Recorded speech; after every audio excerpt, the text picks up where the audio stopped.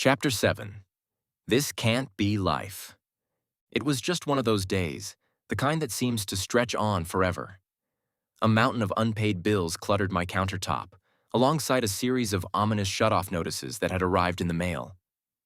The triple X lights were flashing relentlessly in my window, a glaring reminder of my troubles.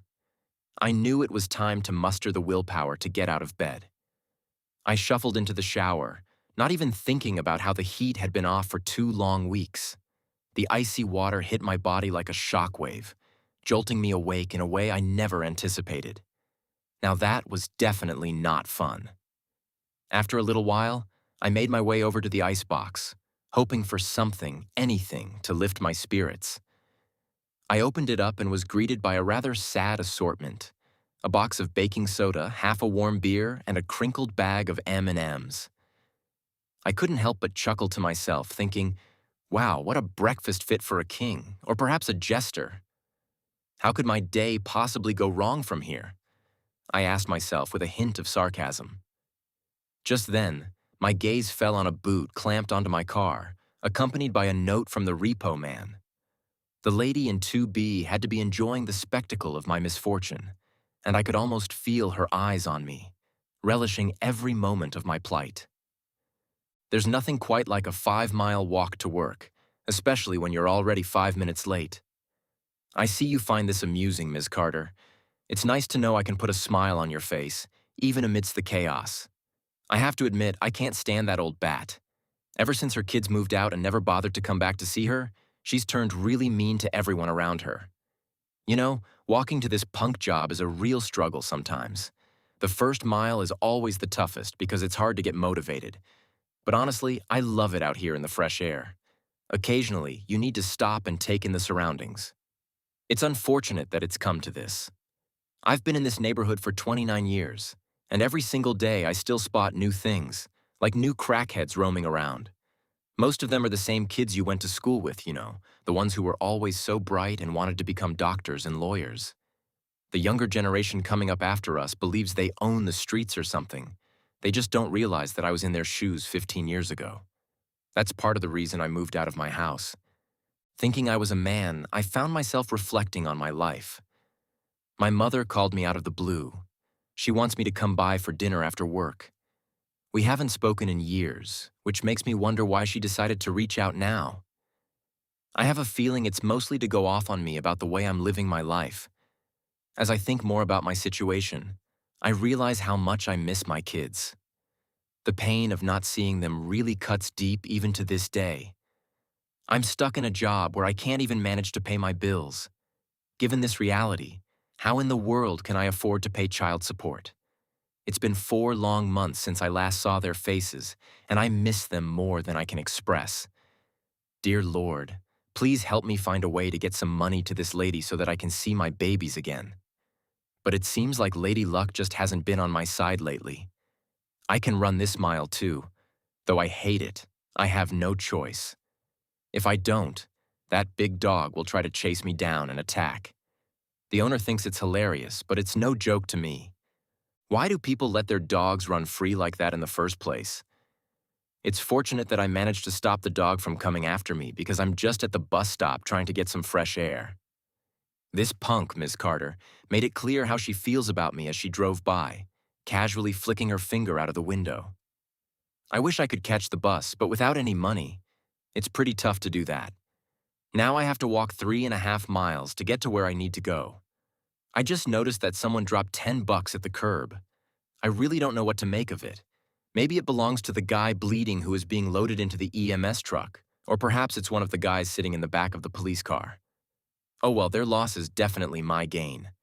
But let me stop right there. It's really not funny. I really need to get myself back under control and sort things out. I'm just about to head over to Joey's place to pick up a pack of smokes. Joey was kind enough to give me $5 yesterday on 7291. I have a feeling it's going to be my lucky day today. That's a good start. So, the total is going to be $9.50. Hey Joe, by the way, are we still planning to go to the bar this weekend? Of course we are going. Also, just a quick reminder, you still owe me 50 cents from last week. No worries, just take the whole 10. All right, now it's time to punch in for work. Dave, I need you to come see me in my office right now. Oh man, this isn't good. I'm on my way, sir. Now, Dave, can you remind me how long you've been working with us? Well, sir, I think it's been about 2 years. Actually, it's closer to 2.5 years now. You really are a hard worker, but there's one issue we need to discuss. You don't get here on time. But sir, my car has a boot on it and No, listen. Over the past 6 months, you've been late every single day. One of the reasons you are still here is because you truly are family. You are no longer meeting the needs of your children. And about your ex-wife, well, you know her. She's my sister. It's high time for you to get your life back on track and figure out what truly matters most. Now go out there and prove to me that you're a man who can handle his responsibilities and take care of his business. All right, thank you for this conversation, sir. But I can't help but wonder, why should this man, who hasn't faced any real hardships in life, be the one telling me how to manage my own? It's 5 o'clock now, so it's time to head home. How about we go grab a beer together? No, not really. My mother wants me to come by after work tonight, which I think will be nice. I had a really good day at work and managed to make some decent tips. Now I can finally catch the bus to get to my mother's house. The only thing I really dislike about taking the bus is when people start reminiscing about the good old days. Like that old man sitting in the front who keeps talking about the war that's happening right now. He says that back in his day, they would fight for years, and then it would all be over. Well, it's been 3 years now, and it certainly doesn't look like there's any end in sight. The weather is beautiful out here today. I haven't visited my old house in 5 long years, and the place still looks exactly the same. As I approach the door, I can't help but think, why am I here? I knock softly. Hey, Mama. My baby runs up to me and gives me a warm kiss. Your dad and I have missed you so much. So, how's Dad doing? That's actually why I called you. Your father is dying. He has cancer. What? Where is he? He's up in our room. Daddy? Dave, is that you? Yes, it's me.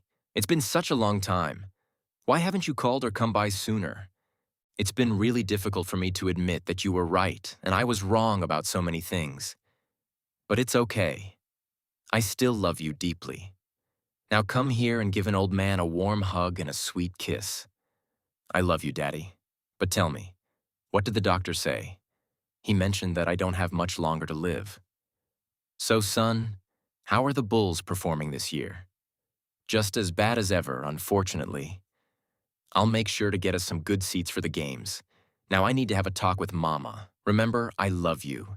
And just so you know, I love you too. Mama, how long does Dad have left? The doctor said he has about a week at most. I'll see if I can bring the kids by to visit. Okay, baby. Damn, why did this have to happen? My day was going so badly. Why did it have to get this much worse? The last week of his life, he's lying in bed waiting for death to come. I really hope I hit the big game tonight. Joe, can you get me a fifth of Everclear? And what was the winning number tonight? Okay, the number was 7291. And it's going to cost $32.50 for that Everclear. What? The winning number was 7291. Yeah. So? Joe, that's my lucky number. Did you really hit it? That's $10,000. Dave, I'll give you $8,000 for it right now. Just think about the tax-free aspect of this deal. What should I do? Lose $2,000? That's just about as much as the taxes would be. Plus, I have to pay back child support and they might seize it. Okay, but you have to give me the Everclear for free. You worked a hard deal, but I'm willing to do it. I'm walking home with $8,000 in my pocket. Hello, Ms. Carter. How was your day today? You old bat. What's going on with you? You loser. Mine was good too, thank you for asking. She's going to get what's coming to her one day, mark my words. What's this? Rent is past due again, blah, blah, blah. Whatever. I've got bills piling up on top of bills. I really hate my life right now. How did I manage to buy a house only to get kicked out of it? Some other man is sleeping with my wife, teaching my kids, lying in my bed, and even walking my dog. Damn, its grip on the bottle has completely slipped away. Who in the world is this person in my shower? I'm honestly relieved that I have the day off today. My head is pounding with a world of pain. What on earth happened last night? I'll be out in just a second, young one. Wait, what? I remember you calling out my name last night. Who exactly are you? What was that noise? Oh, shit. Ms. Carter, what have I gotten myself into this time? Let's agree not to tell anyone about this little incident. Oh, so you don't want anyone to discover this secret. That's fine, as long as you promise to give me one for the road. I really feel like I've sold my soul at this point. Why is life so incredibly hard? Now that my number has finally come up, I can actually see my kids again. Hi, Kim. Is there any chance I can see my kids today? No. Dave, you don't have the money for that, so the answer is no. You know exactly what the judge said. The kids really need a strong father figure in their lives, and I don't think you fit that role. Look, Kim, please hear me out. I am actively working on improving my situation. I may not have the financial resources right now, but I am committed to getting my life in order so that I can be there for them. I understand that you've moved on with your life, and that's okay, but I still want to be the man that my kids can look up to and admire. Why do you insist on making this difficult for me? It's because I love them more than anything else. All right, just go ahead and see them. They are in their rooms waiting for you. Thank you for allowing me this opportunity. I truly need to see them, especially now that their grandfather is facing a serious illness. What do you mean? He has been diagnosed with cancer. Please get them ready so they can spend some time with him.